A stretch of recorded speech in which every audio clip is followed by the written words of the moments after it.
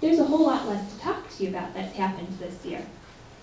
So last year, about November, I think, the Akron Beacon Journal published that the homeschooled board member had voted no in opposition to the majority the most number of times, or some such thing like that. And so I'd like to put that on the website, but I'm not sure that my campaign manager is going to agree with that.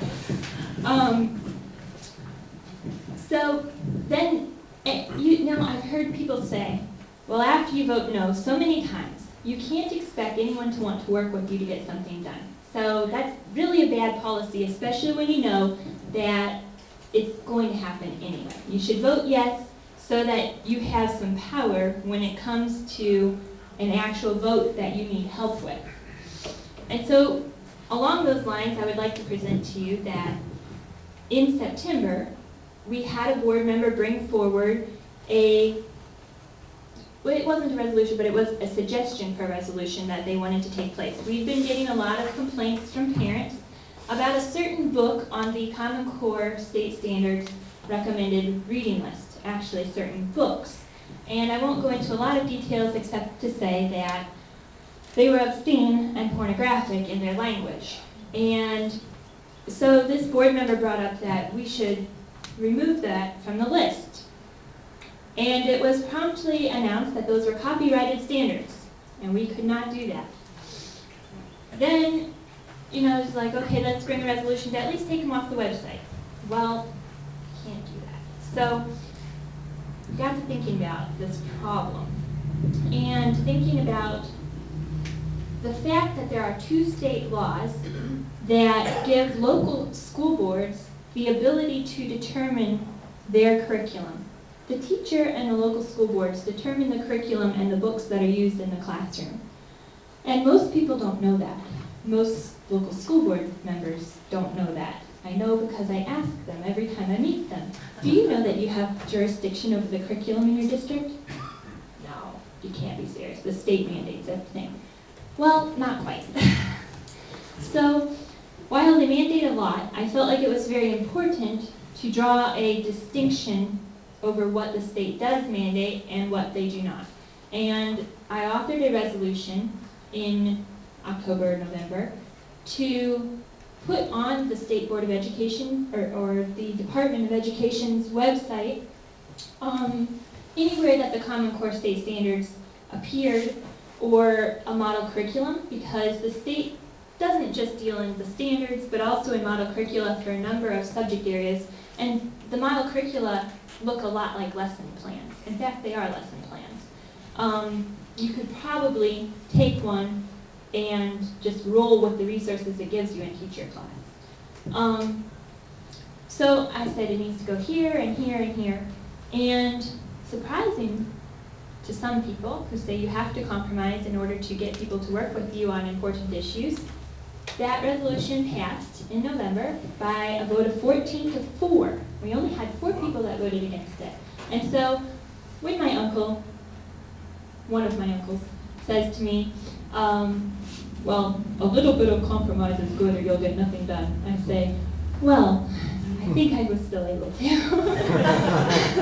and I don't say that haughtily. I say that saying that our board members did recognize that the state law does say that the local board needs to determine that, and agreed with me in that, and I'm really grateful that it passed, because I hope it will bring some clarity when people go to determine the curriculum that they use. So that concluded November and December of last year, and we managed to pass a whole bunch of things that I will just touch on a couple others from last year. One being, you've probably heard about OTEDS and OPEDS, and that's the new teacher evaluation system. And I wasn't overly familiar with them at that point in time, but I asked some of our local teachers and our local principals and said, so what do you think about these? And I got some feedback, and really I ended up and voted against them from the standpoint that districts were already doing teacher evaluations. They were already doing their best to hold them accountable. but it was at a local level. And this changed it from being at a local level to the state having a lot larger control in the matter. So that's another one that comes to mind from last year at this present time. And this year has thankfully been fairly calm. We've had just a lot of 5-year reviews. And basically what that is when you get a current policy and they want to know if there's anything that changes. And primarily the things that have been changing are like web addresses that have changed, or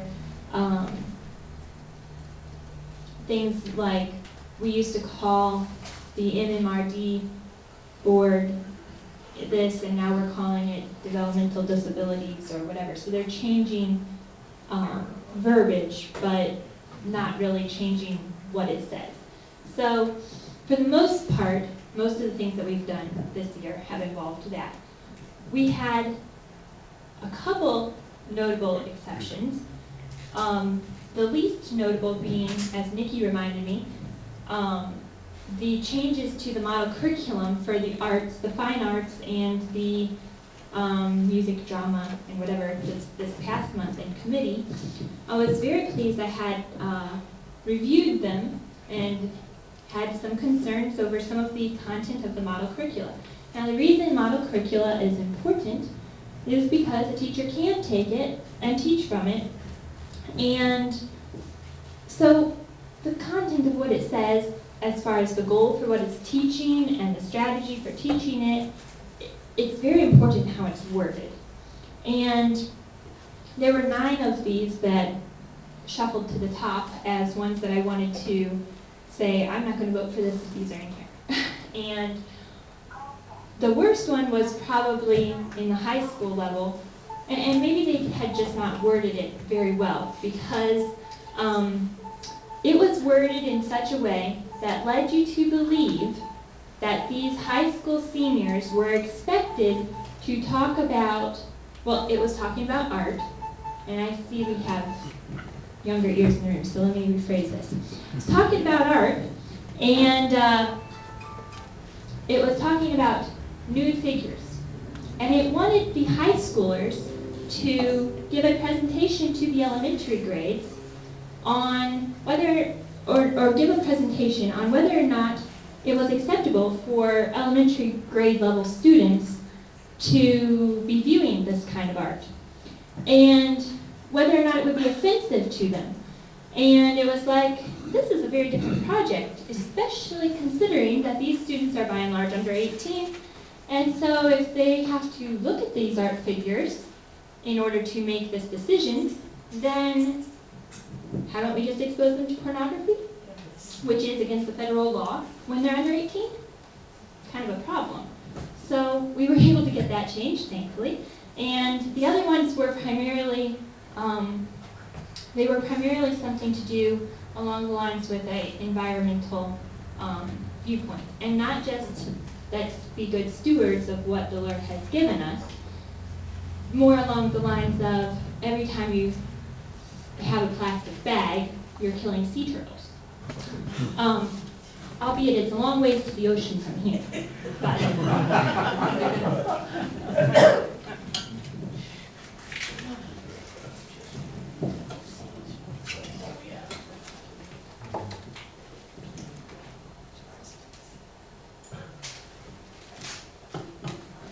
excuse me. So that was most of what those were. If you want to see the whole list, send me an email, and I'd be happy to send you the list of changes that I recommended.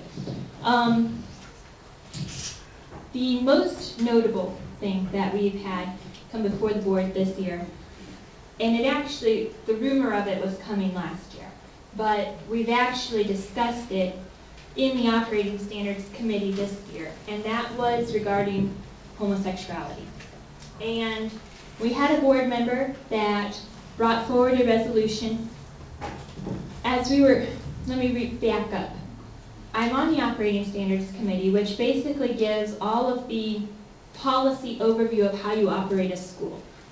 You have to have this number of principals and this number of teachers per student and this safety plan and